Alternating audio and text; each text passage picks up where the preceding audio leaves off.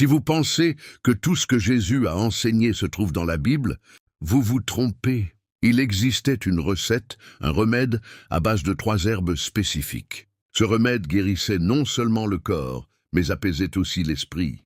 Il a rendu l'âme visible à nouveau. Jésus a enseigné cela à ses disciples les plus proches, qui l'ont ensuite transmis à leur communauté. Pendant des siècles, ces communautés ont utilisé ce remède pour se purifier de l'intérieur. Puis un jour, la recette a disparu des textes. Les noms des plantes ont été effacés. Les communautés qui connaissaient ce remède étaient dispersées, car ce remède conférait aux hommes un pouvoir qui les rendait superflus. Plus de princes, plus de temples. Sans aucune institution pour vous empêcher d'atteindre votre propre purification, ce pouvoir a été déclaré dangereux. Et ce soir, cette vidéo vous renvoie à la recette. Avant d'aller plus loin, il est important de comprendre une chose. Il ne s'agit pas de médecine traditionnelle, ni de remèdes à base de plantes tirées d'un livret de santé. Ce que vous apprenez provient d'une tradition présente dans toutes les églises, toutes les confessions, toutes les formes organisées du christianisme qui existent aujourd'hui. Les disciples les plus proches de Jésus ne s'asseyaient pas au bord des piscines. Ils ne récitaient pas de prières apprises par cœur, ils s'exerçaient. Ils travaillaient sur leur corps, leur esprit et leur âme, avec les outils que Jésus leur avait donnés directement. Le plus puissant de ces outils était ce remède. Les écritures gothiques de Philippe affirment quelque chose qui choquerait la plupart des églises. L'écriture est supérieure au baptême. Supérieure au baptême. Dans la version du christianisme qui nous est parvenue, le baptême est le rite central. Mais dans l'enseignement originel, le véritable rite d'entrée était l'application d'une substance consacrée sur le corps, non pas symboliquement, mais physiquement, de ses propres mains, sur sa propre peau, en des points précis correspondant à quelque chose de bien plus profond que les muscles et la taille. Pourquoi l'acte d'écrire serait-il considéré comme supérieur au baptême? Parce que le baptême est accompli pour vous. Quelqu'un d'autre verse l'eau, quelqu'un d'autre prononce les paroles, vous le recevez passivement. Mais l'enregistrement est une action que vous entreprenez. Vous préparez le contenu, vous l'appliquez vous-même. Vous activez quelque chose en vous par votre propre intention et vos propres mains. C'est la différence entre dépendance et souveraineté. Et c'est précisément cette différence qui explique la suppression de cette annotation. Dans les premiers siècles après Jésus, des communautés se sont répandues en Syrie et en Égypte, pratiquant ces enseignements. Il ne s'agissait pas de groupes théoriques débattant de théologie. Ces personnes pratiquaient cet art au quotidien. Les archéologues ont mis au jour leurs habitations. À l'intérieur, ils ont découvert de petits récipients en pierre recouverts de résidus, des outils en bois tendre dont la surface était encore incrustée de matière végétale et des pierres d'application usées par des années d'utilisation. Il s'agissait d'instruments de purification du quotidien. La recette consistait en une combinaison précise de 3 herbes spécifiques, chacune ciblant un aspect différent de l'être humain, car Jésus ne vous voyait pas comme une entité unique. Il vous percevait comme 3 aspects interdépendants. Le premier est le soma, votre corps physique, la chair, les os, le sang, le poids que vous portez chaque jour. Le second est le psychisme, votre esprit, les pensées, les émotions, ce murmure incessant qui ne cesse jamais de résonner.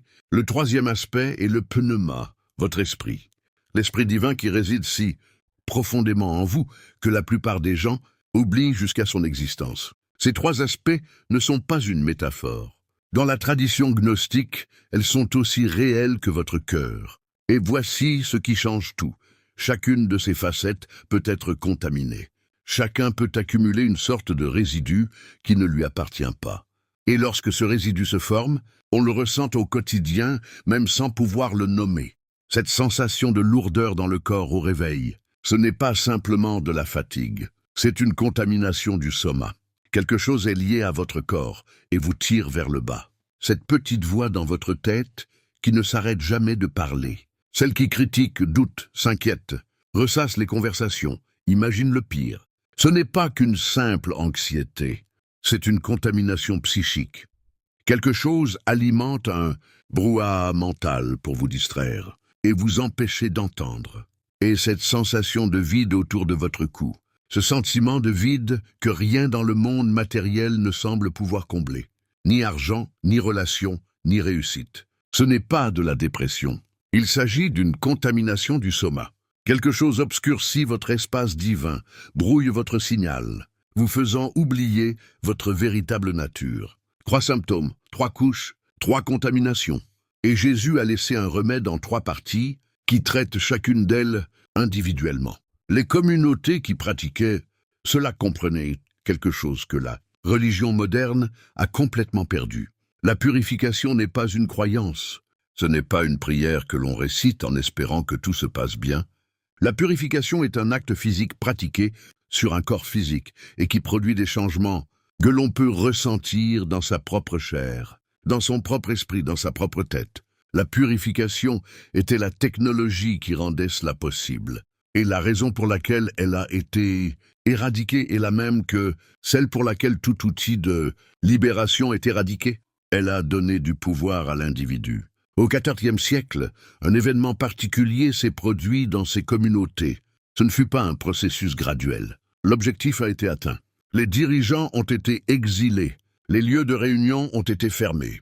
Les archives écrites de leurs pratiques furent retirées et détruites. Non pas parce que ces pratiques étaient hérétiques en soi, mais parce qu'elles étaient efficaces. Le peuple qui y avait recours n'eut plus besoin du prince. Ils cessèrent de craindre les mécanismes de la culpabilité et du contrôle.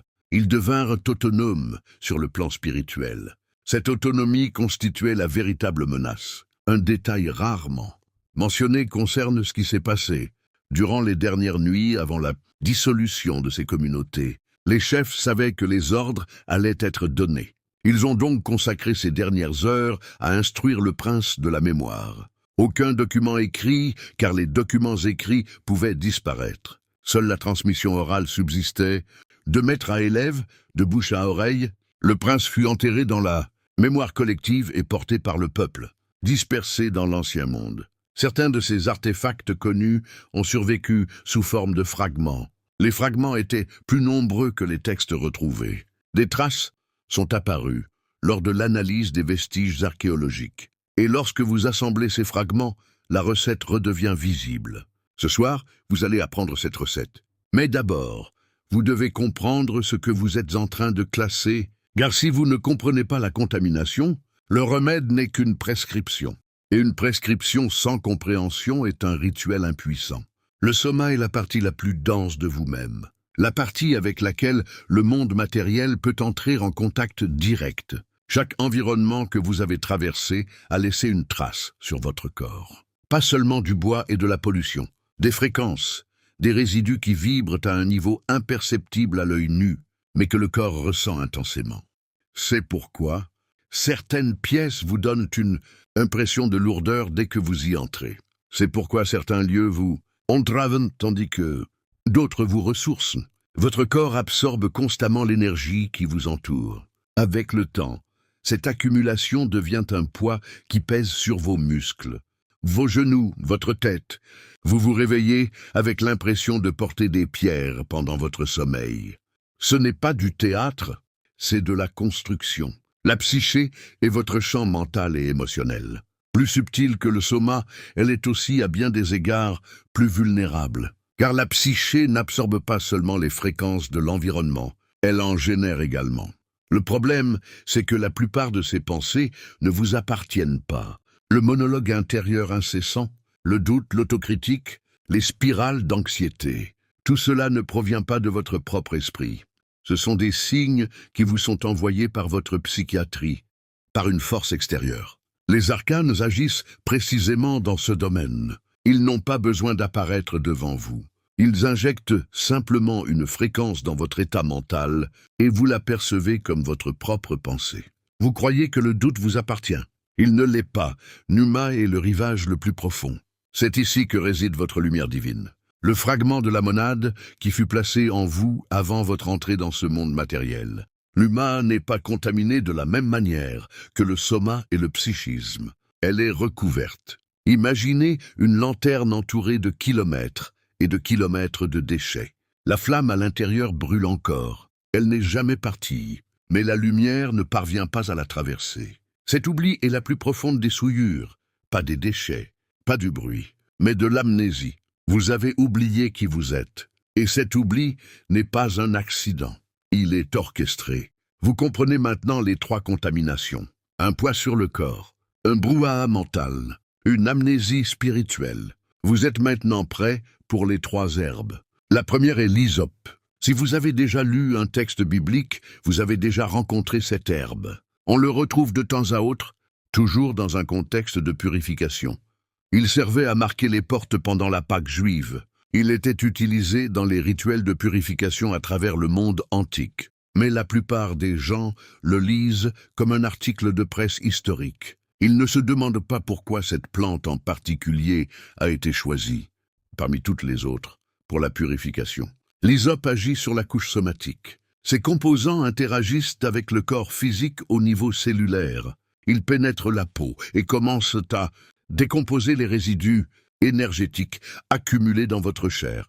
Imaginez-les comme un solvant pour les fréquences qui ne vous appartiennent pas. Au contact de la peau, l'hysope sous forme d'huile consacrée commence à dissoudre les lourdeurs. Cette sensation de pesanteur quotidienne s'atténue peu à peu, pas en quelques semaines.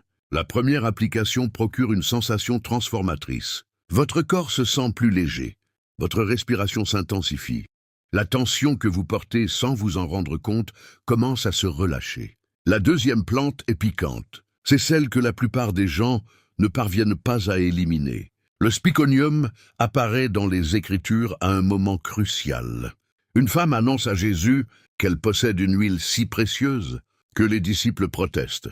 Mais sa valeur n'était pas monétaire, elle était fonctionnelle. Le spiconium agit sur le plan psychique. Il franchit la barrière entre le corps et l'esprit. Absorbé par la peau, le spiconium ne se contente pas de calmer les nerfs. Cela interrompt le signal externe. Le bruit dans votre esprit n'est pas entièrement le vôtre. Une grande partie est transmise à votre psyché depuis l'extérieur. Le spicone interfère avec cette transmission. Il crée une zone de bruit au niveau mental que les fréquences archoniques peinent à pénétrer. La voix intérieure s'affaiblit alors. Elle change complètement de personnage. Le ton critique, effrayant et dubitatif laisse place à quelque chose que vous n'avez pas entendu depuis des années, sa véritable voix. Celle qui se cache derrière tout ce bruit. Celle qui a essayé de te joindre, mais n'y est pas parvenue. La troisième herbe, c'est Francisco. Voilà ce qui engendre toute cette haine sacrée. Le Saint François a été utilisé dans la pratique spirituelle pendant des millénaires dans toutes les grandes traditions terrestres. Mais son usage dans les communautés gnostiques était très spécifique. Francisco travaille avec le nombre Nouma. Il ne purifie pas comme l'hysope. Il n'apaise pas comme le spiconium. Le François se développe. Il dissout les pensées parasites qui entourent votre lumière intérieure. Lorsque le François est absorbé par le corps grâce à une haine consacrée appliquée au point précis, il atteint le plus profond de votre être et commence à dissiper la barrière qui vous sépare de votre propre quête divine.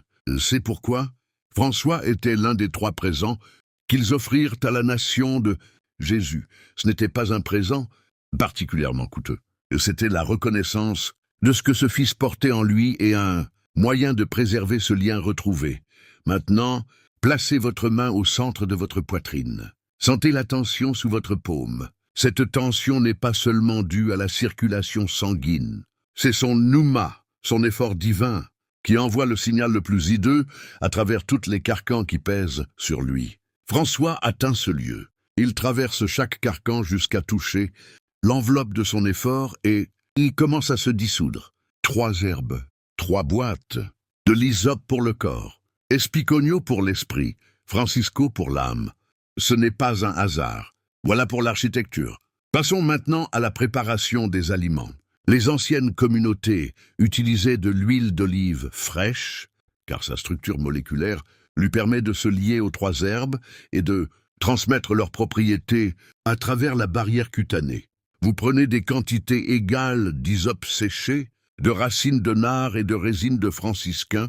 Vous les mélangez à la main, non pas à la machine, mais avec un mortier et un pinceau ou 2 ustensiles propres. Le geste physique de franchir le seuil fait partie de la préparation. Votre intention pénètre dans le mélange par vos mains. Pittis Sophia décrit la main humaine comme le point où le désir se matérialise. L'objectif, lors du croisement de ces herbes, est de les incorporer au mélange à un niveau qu'une machine ne peut reproduire. Une fois croisés, ajoutez-les à l'huile d'olive, laissez ce mélange reposer dans un récipient hermétique, à l'abri de la lumière pendant 7 jours. Les tiges de chaque plante s'infiltrent lentement dans l'huile. Au bout de 7 jours, la matière solide se détache. Il ne reste alors que l'huile. Il dégagera un parfum profond, complexe et vivifiant d'hysope, la chaleur du spiconium et la spiritualité de François. Ce parfum n'est pas seulement agréable, il est aussi fonctionnel. Dès l'ouverture du flacon, il amorce le processus de purification. Voici ce qui distingue ce produit de toute préparation à base de plantes ordinaires. Les points d'application. Cette huile s'applique en 3 points précis du corps. Chaque point correspond à l'un des 3 foyers. Le premier point est l'âme de vos pieds. C'est la porte d'entrée du soma. Vos pieds sont le point de contact entre votre corps et le monde matériel. Appliquer l'huile à cet endroit crée une barrière protectrice. L'hysope s'active et commence à extraire les résidus physiques de votre corps. Appliquez une petite quantité sur chaque plante de pied et massez en effectuant de lents mouvements circulaires. Vous sentirez une chaleur se diffuser le long de vos pieds jusqu'aux orteils. Cette chaleur marque le début de la détente. Le deuxième point est la base de votre bouclier, à la jonction de votre cou et de l'arrière de votre tête. Il s'agit du point de connexion psychique. Les traditions anciennes du monde entier identifiaient ce point comme celui où l'esprit et le corps se rejoignent. Les communautés gnostiques l'appelaient la porte du silence, car c'est par là que les signaux extérieurs pénètrent dans votre champ mental à votre insu. Appliquez l'huile à cet endroit active le spicon et amorce la fermeture de cette porte. Appliquez une petite quantité et appuyez doucement avec 2 doigts, en maintenant la pression pendant 7 respirations lentes.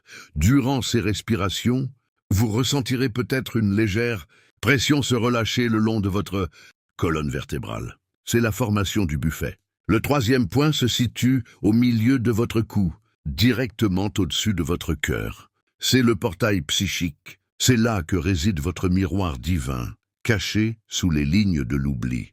L'application de l'huile à cet endroit active le spiconium. Appliquez-la en plaçant toute la paume de votre main dessus.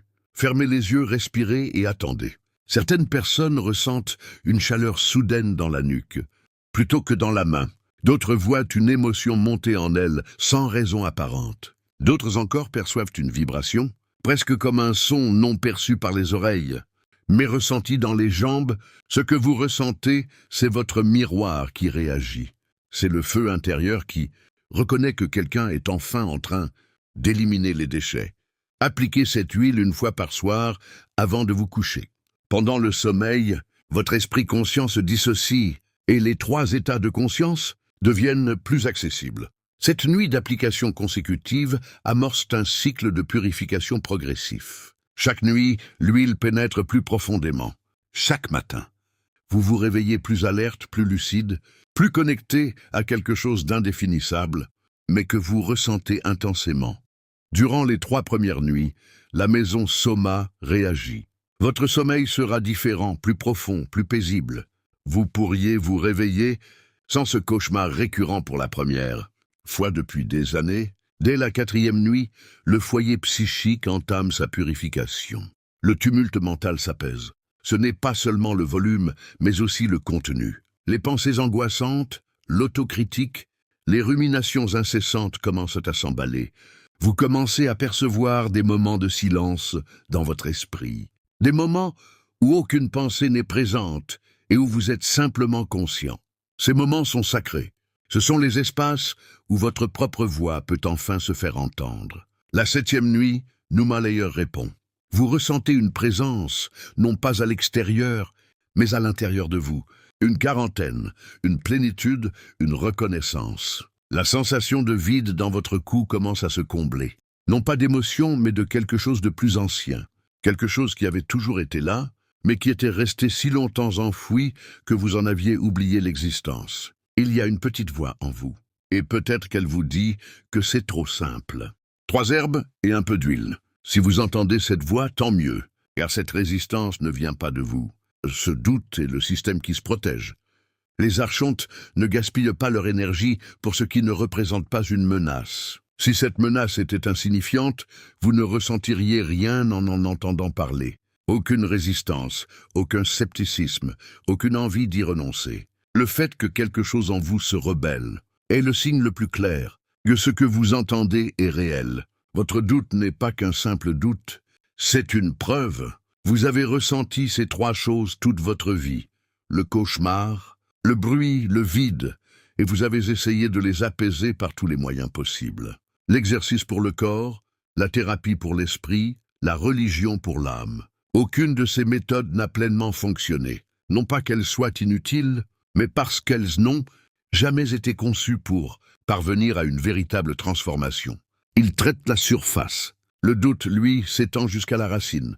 Si vous avez ressenti un changement en vous en écoutant ceci, si votre bassin a réagi, si votre respiration s'est modifiée, si vous avez eu un déclic, parlez-moi dans les commentaires. Pas une phrase, pas un slogan. Dites-moi ce que vous avez vraiment ressenti. Votre expérience n'est pas qu'un simple commentaire. C'est un signe pour quelqu'un d'autre qui regarde ceci en ce moment même, se demandant s'il est le seul à ressentir cela. Vos mots pourraient lui donner la permission de faire confiance à ses sentiments. Ce soir, vous avez reçu quelque chose qui vous a été volé il y a longtemps, non pas à l'humanité en général, mais à vous en particulier, parce que tu es le genre de personne pour qui cette nourriture a été créée. Tu as porté ce cauchemar, ce bruit, ce vide, non pas parce qu'il y a quelque chose qui cloche chez toi, mais parce que quelque chose a été créé pour toi. On t'a imposé des fardeaux qui ne t'appartiennent pas. Et maintenant, vous avez l'outil pour les éliminer. 3 herbes, 3 points, 7 nuits. Ce qui se passe ensuite ne regarde que vous et la malédiction qui sommeille en vous, attendant que vous vous souveniez de son existence. Cette chaîne existe pour une raison, révéler ce qui était caché. Chaque vidéo dévoile une nouvelle facette de ce qui était auparavant occulté. Si vous découvrez cette chaîne pour la première fois, ce n'est pas par hasard. Abonnez-vous pour recevoir la prochaine vidéo au bon moment. Et si cette vidéo vous a plu, cliquez sur « J'aime ». Pas pour moi, mais pour l'algorithme, car chaque « J'aime » rapproche cette personne d'une autre personne élue qui est encore en quête et qui ne sait pas encore que ce qu'elle cherchait a déjà été trouvé.